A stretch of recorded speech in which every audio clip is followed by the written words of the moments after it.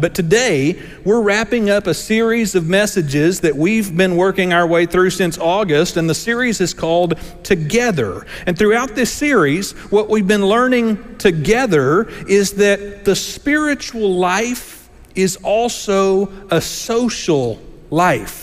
What I mean by that is spiritual growth doesn't happen in a vacuum. Spiritual growth doesn't happen in isolation. Spiritual growth happens in the context of community with other people. Faith gets a chance to be acted out and demonstrated when we're in the context of relationship with other people who are also on a spiritual journey. And so throughout this series, we've been reminding each other that the spiritual life is a social life. But for Christians, we've also discovered in this series that our social lives are spiritual. Our social life is actually a spiritual endeavor, and that's because the human relationships that we are involved in, they create an opportunity, they create a venue where we can watch God at work, like right before our very eyes. We can see God working in between us and the people that we're connected to and strengthening those relationships. We can watch God answering people's prayers and helping people grow. When disciples share their spiritual experience together, God uses that to grow our faith even stronger. And so the gist of this whole series that we've been working our way through is that our vertical relationship with God has direct impact on our horizontal relationships with people, but at the same time, our horizontal relationships with people can help to strengthen our vertical connection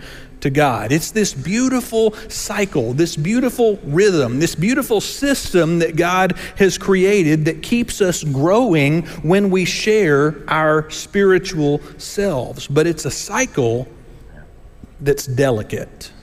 And today we're talking about this cycle's greatest vulnerability. We're talking about the kryptonite of spiritual community today because our faith connections have this particular Achilles heel, and it all has to do with the words that come out of our mouths. You know about words, right? There were a few years ago that Bridgestone Tires aired a Super Bowl commercial. It featured these two men working side by side in a cubicle. I'm actually going to show you the silent version of this video, but one of these men sends an email to the other, which triggers a smile followed by sudden alarm when his cubicle mate says, "Rod, you sent this email reply all. You accidentally hit reply all." And panic comes across Rod's face, and suddenly he's sprinting down the hallway, screaming at the top of his lungs. He's grabbing everybody's devices on his way out, on his way to his car, because he's got to drive to the other office complexes that belong to his company. And he's running through every office space, every meeting room, and he's snatching up computers and cell phones and ripping cords out of the wall. He finds his coworkers who are off the work that day, the ones who are out hiking in the woods or have gone to the movies or are sitting at a restaurant, and he finds every recipient of that email and he rips their device out of their hands so that they won't be able to read the message that he inadvertently sent. You see, Rod knew what all of us know instinctively, which is that words are powerful, right? Words can even be dangerous. And when Rod inadvertently sent whatever it was that he wrote to a larger audience than he intended, he knew that he had messed up big time, because words carry a lot of weight, right? You remember the lie that they told you on the playground in elementary school. That mantra that they used to chant where they would say, "Sticks and stones may break my bones," remember? "But words will never hurt me," they said. Everybody that ever said it knew it wasn't true. They knew it wasn't true. In fact, everybody knows that words can be hurtful. In fact, that mantra only got repeated after words had been used hurtfully. That's when they say it. And the truer version of that mantra would have said, "Sticks and stones may break my bones, but words can do permanent damage." Because the truth is that each and every one of us has core memories inside of moments in our lives when the words that were said to us stung. We've got core memories of moments when somebody spoke to us in a way where we were victimized by their cruel and angry and insulting words. And sadly, most of us have used our words to hurt other people too. I mean, we could all stand up today and we could all probably identify regrets that we have, regrets that we carry about the words that were spoken to us and the words that we spoke to somebody else. And since all of those words are in the past, those historic wounds are only going to heal through some combination of reconciliation and therapy and time. But today we've got a responsibility to stop using words as a weapon. We've got an obligation to each other to quit weaponizing our words, and that's particularly difficult to do because in our culture and in our hearts, doesn't it sometimes just feel like they've got it coming? Doesn't it just sometimes feel like somebody needs to be put in their place? Somebody needs to be told exactly what's wrong with what they're doing? The fact is that sometimes we relish the idea of putting somebody else in their place, don't we? Sometimes we savor the thought of telling off that jerk, telling off that bully, telling off the slacker, telling off the idiot who's been making our day harder. I mean, it happens in traffic. It happens in customer service phone calls. It happens at work. I've been told it happens on the internet once in a while, you know. And it also happens at home.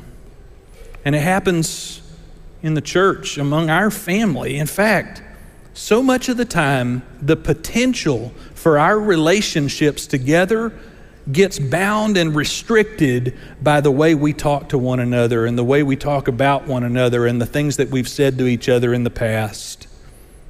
But what we're going to discover together today is that those words that we exchange in these horizontal relationships, the words that we share with one another, they're actually a reflection of the strength of our vertical relationship with God.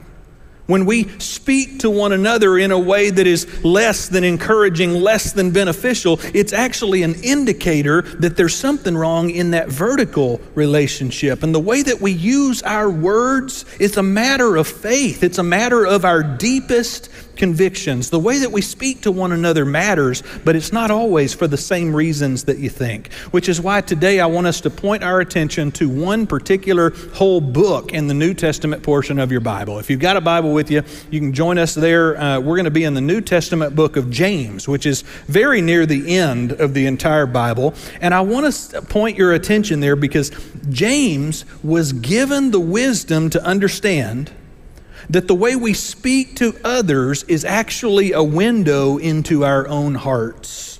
The way that we talk to other people is an unmistakable measure of the health of our souls. And that's why we're going to look at James, because he's got this special wisdom for us today. But in case you're not familiar with the book of James, I want to familiarize you with this because James has maybe the most compelling origin story of any book in the entire Bible, because James is a guy who grew up in the same household as Jesus. Can you imagine what that must have been like? I mean, to share a bedroom or share a dinner table every night of your growing up years with Jesus. I mean, that's bound to be a little bit of pressure. We don't learn a whole lot in the Bible about Jesus's siblings. Here's what we do know.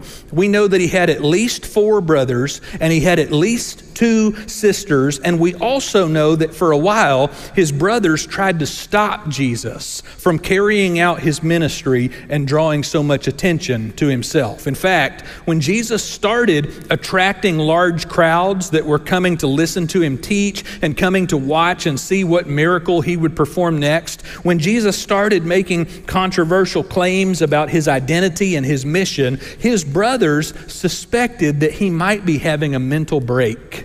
His brothers suspected that he might be delusional, that he might be out of his mind. And so they showed up and tried to carry him home. The brothers showed up and tried to say, everybody, nothing to see here. We're taking him with us. And Jesus wouldn't go. But they were trying to rein him back in because they didn't believe anything that he was saying about himself. Jesus' own brothers did not believe the claims that he was making about his identity. And if you think about it, I mean, how challenging would it be for you to be convinced that your brother was the Son of God, right? I mean, like, this is a tall order for somebody that grows up in the same household with you. But something along the way changed for James. James was a guy who spent the first half of his life not only doubting, but denying his brother's teaching, denying his brother's claims. He was trying to make his brother shut up for the sake of the safety of their family and to keep their reputation, in order. He was trying to protect the family by making Jesus stop talking. And then, when that didn't work, his brother goes and gets killed by people who are really good at killing folks. His brother goes and gets killed in this gruesome public manner. There's no question that he died. And then a few days later, James has a conversation with his brother again. A few days later, Jesus shows up live and in person, risen from the grave, and the evidence was enough to convince James, who knew Jesus about as well as anybody else did, the evidence was enough to convince James that his brother had in fact risen from the grave. And James dedicated the rest of his life to telling people, that guy that grew up in my house, my brother, he's also my king. This was what the rest of James's life was all about. So he's got this unique perspective. He's got a perspective that he's so incredibly unique out of all of the people who were in Jesus's orbit. And after all of his experiences, all of the moments that he reflected on, everything he heard from Jesus, all of the conversations he had, the thing that James was most passionate about was making sure that people knew that when you follow Jesus, your walk ought to match your talk. He was passionate about convincing people to try to match their words with their actions, to not say one thing and do the other. I mean, we hate that kind of hypocrisy, right? And James did too. This was James's passion, was he wanted people to actually not only say that they believed in Jesus, but to live like they believed in Jesus. This is what he was all about. In fact, over the years, sometimes Christians who have studied this book, this letter that we call James, sometimes people have assumed that it contradicts some of the other messages in the New Testament, especially the Apostle Paul. We've studied a lot about Paul in this series, and Paul goes to great lengths to convince us that salvation is the result of faith in Jesus and nothing else, that it requires nothing but faith in Jesus. And there have been some Bible students over the years, over the centuries, who have read James, and they thought that James was saying, well, you got to put in a little bit of effort.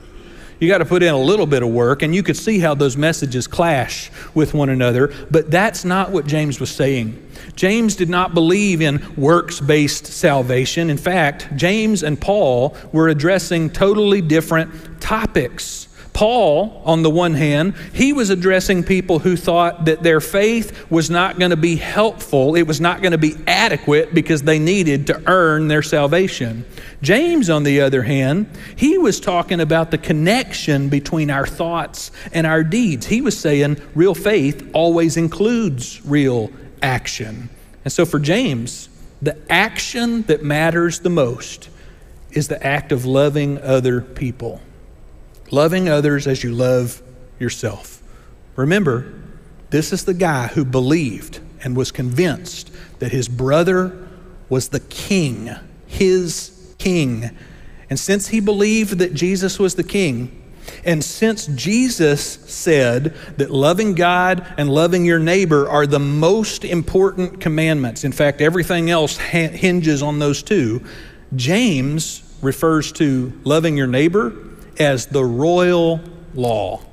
He says, loving your neighbor is the law that our King has given us. It is the commandment that is most important to our King, my brother, Jesus. And James knew that one of the easiest ways to violate or break the royal law was to use your words in anger. And so throughout this letter, I mean, it's only 5 chapters long. It's one of the shorter letters in our Bible. But throughout this letter, James keeps coming back to this same theme, talking about the way that we speak to one another. It starts off in chapter 1. He says, everyone should be quick to listen and slow to speak. speak, and slow to become angry, slow to grow angry. And already, even in chapter 1, he's pointing out the danger of being somebody who's too reactive, somebody who's too harsh, somebody who reacts too quickly.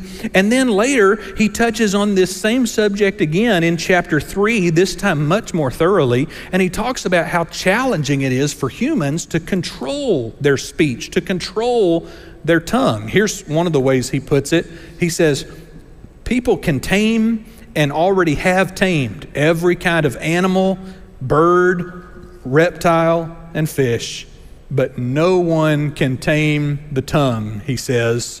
It is a restless evil, full of deadly poison. And then he points out this problem. He says, with our tongues, with our mouth, we both bless the Lord and Father, and we curse human beings who are made in God's likeness. He says blessing and cursing come out of the very same mouth. It's like we don't know how to use this thing right. He says, brothers and sisters, it should not be this way. And at this point, James is really leaning in and starting to explain the power and the peril of the human voice. Because like you do, he knows that the human voice is capable of doing great things, right?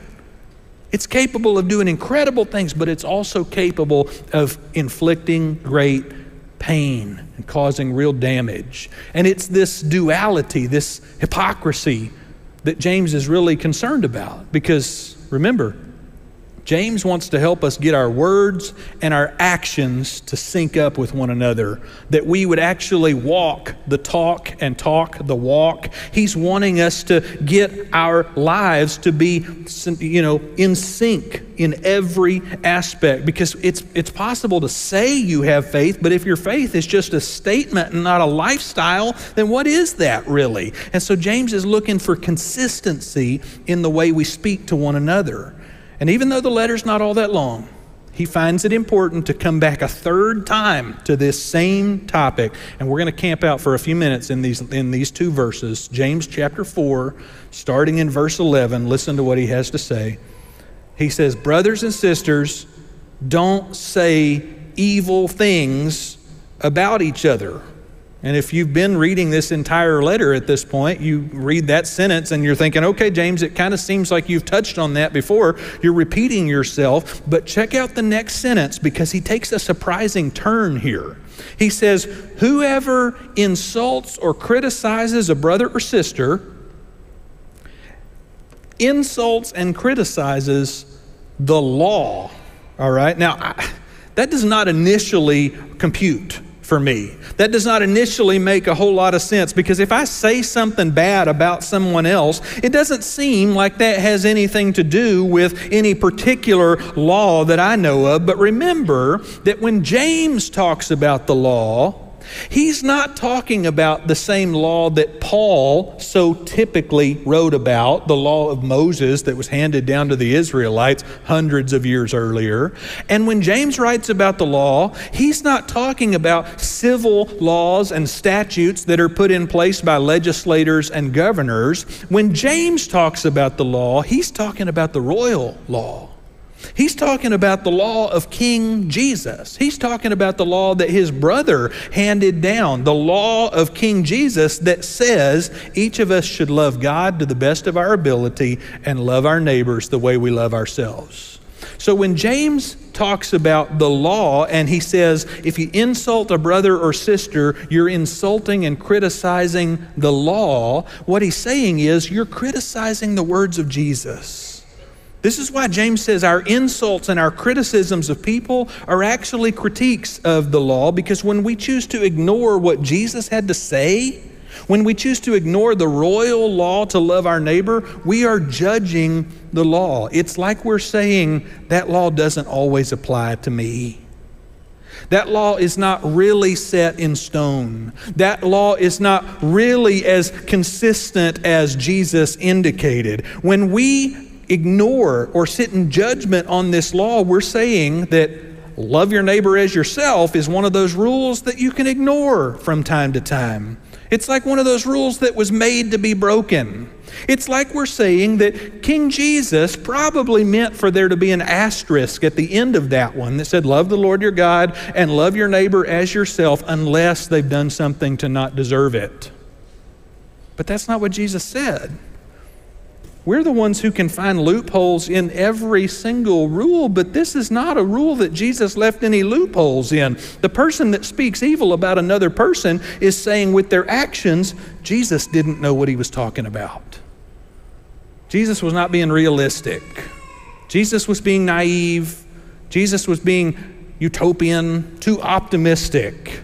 In fact, James goes on to say in the next sentence in that same verse, verse 11, if you find fault with the law, the royal law, the King Jesus law, then you're not a doer of the law, you're a judge over the law. Now this is a serious allegation, but we all know what it's like to pick and choose which laws we're going to follow, right? We all know what it's like to decide that one applies to me and that one doesn't. Drive through my neighborhood for a second and you'll quickly notice that some of the people in my neighborhood have decided there are some HOA regulations that apply to them and some HOA regulations that are only for everybody else. We know what it's like to pick and choose different laws that apply to us, but James is telling us that this selective obedience, this picking and choosing, it doesn't work in the kingdom of Jesus.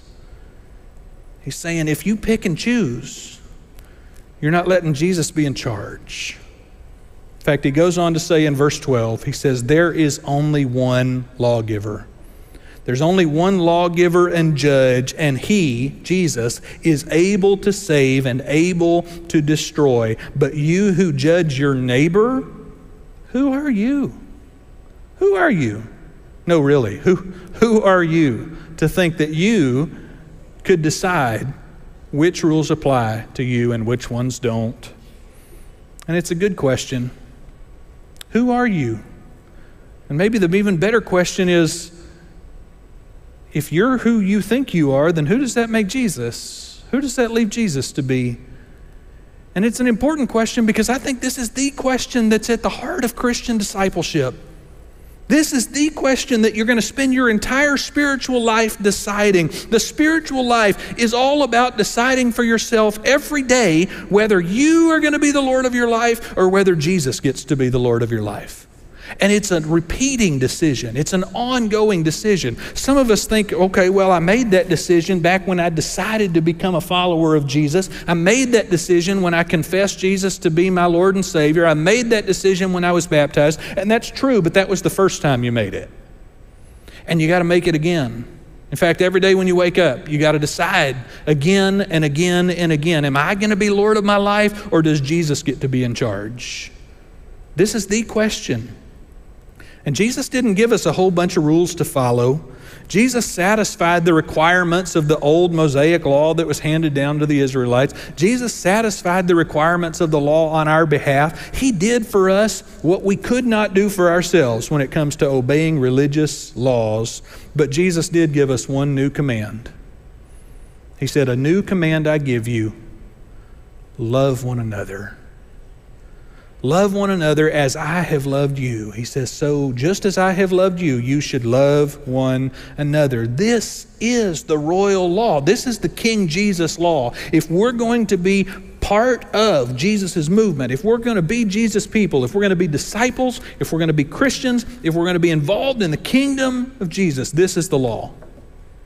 Love one another. This is the commandment. You know, in Matthew chapter 15, Jesus himself said, it's not what goes into a person's mouth that contaminates a person in God's sight. And he was talking to a bunch of people who had spent their entire lives being really careful about every morsel of food they ever ate because they wanted to make sure that it was ritually clean and pure and kosher.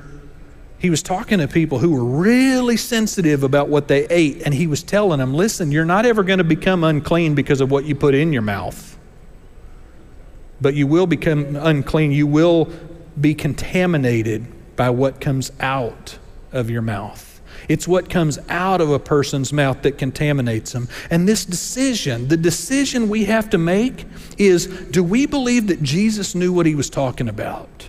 When Jesus made this statement, do we believe that he actually could be right? Do we believe that he has the authority to make that decision, to make that distinction? The decision we've got to make is, who is Jesus really?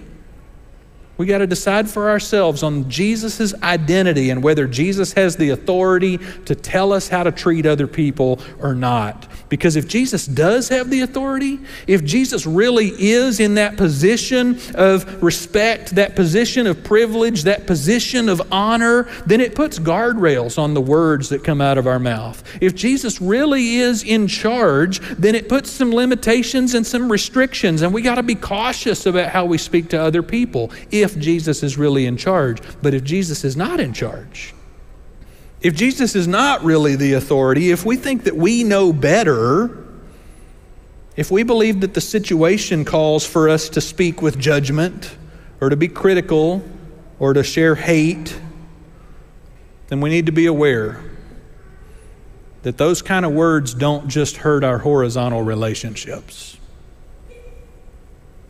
They actually reveal the weakness of our vertical relationship too. If we're the kind of people who speak with hatred, judgment, and criticism of others, it reveals that the connection between us and God is messed up. It's broken. Because if we trust in Jesus, then we have to trust that Jesus knows better than we do how we should live and how we should speak and how we should behave. And Jesus said, "A new command I give you, love one another," with no asterisk at the end.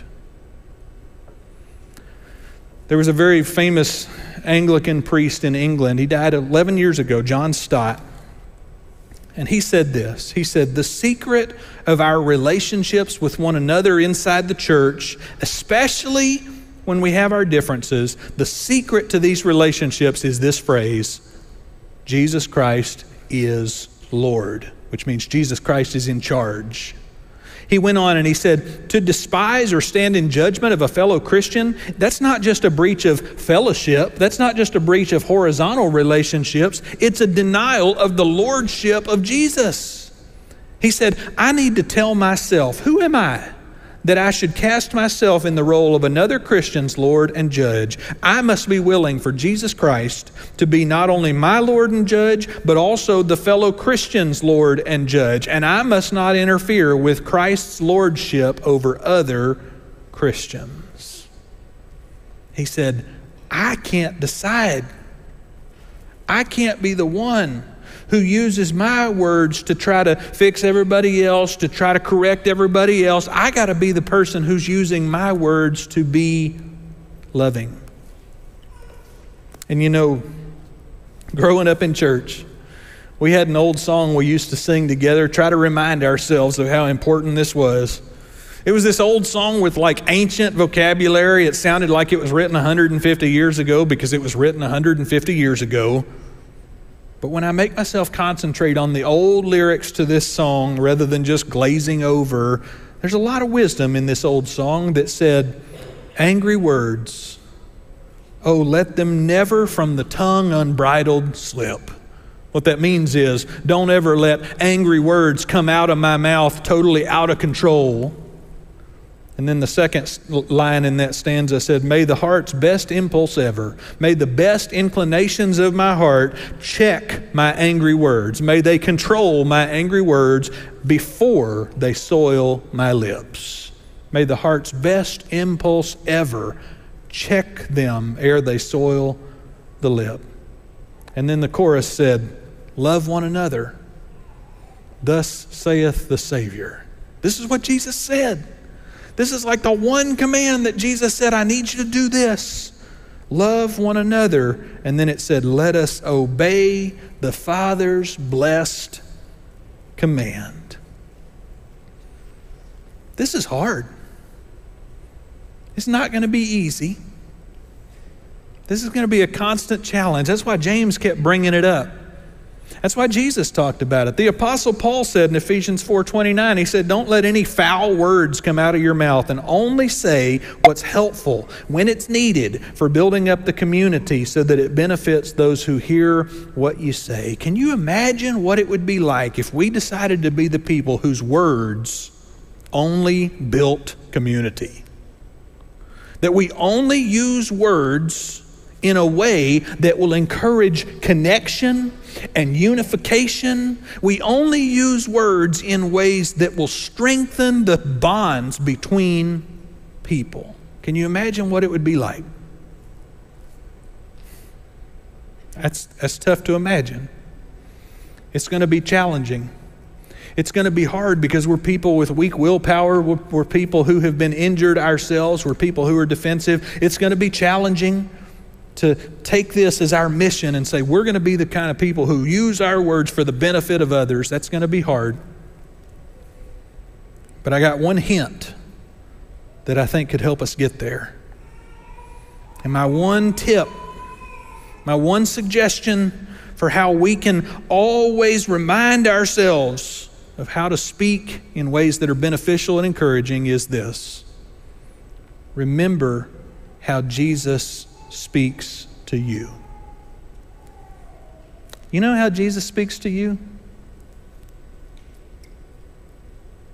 Some of you don't. Because some of you assume that because of Jesus' high status, because of Jesus' glory, some of you assume that because of the place that Jesus has been given, the place of honor and authority in all of the universe, some of you assume that when Jesus looks at you, there's immediate condemnation and judgment. Some of you assume that when Jesus looks at you, Jesus does that and gets frustrated and rolls his eyes and thinks, them again. But I need to tell you, that's not how Jesus speaks to you. Because when Jesus thinks about you, Jesus smiles. And when Jesus thinks about your name, it makes Jesus' heart happy. And Jesus' words to you have nothing to do with where you've been or what you've done or who you are or who you were. Jesus' words to you are always, come follow me. Come with me. Just come with me and trust me. Jesus' words to you are always, are you tired? I know. Are you worn out? Are you overtaxed? Are you overworked? Are you overburdened? Are you burnt out? I know. Come to me and I'll give you rest. These are always Jesus' words to you. And your assumption might be that Jesus' posture towards you looks like this, or that it looks like this. But the reality is that Jesus' posture towards you looks like this. And he says, I'm not angry at you. I love you. Love one another. And we've got to be reminded of this in more tangible ways than just having me say it. And so every single week when we gather together, we participate in a moment to remind each other about Jesus' posture and Jesus' invitation toward us. We call this moment the Lord's Supper or the communion. If you've never done this before, I promise it's super simple. You can't mess it up. All it is it's a little piece of plain old cracker and a little cup of grape juice. It's so simple, and that's on purpose. But Jesus told us, when you get together and you eat this little piece of bread and you drink this cup of juice, just remember that this is my posture toward you. Remember that you're loved. Remember that love was given to you first so that you could share it. Remember. Remember. Remember.